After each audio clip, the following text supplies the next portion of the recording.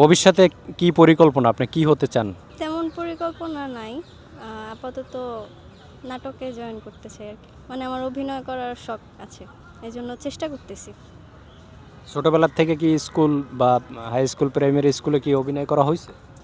না, নতুন করবো আর কি। আগে কখনো কোথাও করেন নাই? না, একটা করছিলাম। এমনি আপনার কোনো প্রশিক্ষণ আছে অভিনয় করার? না, আমি প্র্যাকটিস করতেছি।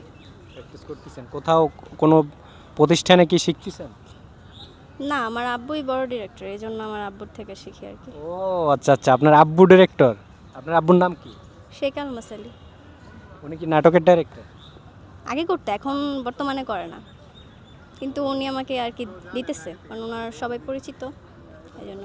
আচ্ছা, আপনার পছন্দের, বাংলাদেশের পছন্দের একজন নায়িকার নাম বল। কি বলবো, পছন্দের তো কেউই নেই। কেউ নাই? নায়ক?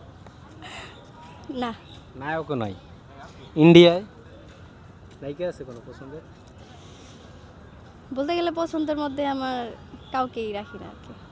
এমনি সবাইকে মানে ভালো সারা লাগে। বিশ্বব্যাপী কোনো মানুষ পছন্দ নাই নায়ক নায়িকাদের ভিতরে আপনার? একদমই না। কোন নায়কের সাথে নাটক করার ইচ্ছে আছে? আমার বলতে গেলে সবচেয়ে বেশি কোনো নায়ককে ভালো লাগে না। এমনি সবাইকে ভালো লাগার ইয়েতে রাখি, বাট একদম নির্দিষ্ট কাউকে ভালো লাগে না। আছে না যে আমি নাটক করলে এই নায়কের সাথে আমি নাটক করতে চাই বা সিনেমা করতে চাই, এরকম? না। তাই এ পর্যন্ত কোনো নাটক করছেন আপনি? না, ডিসেম্বর থেকে শুরু করবো ইনশাল্লাহ। কার সাথে?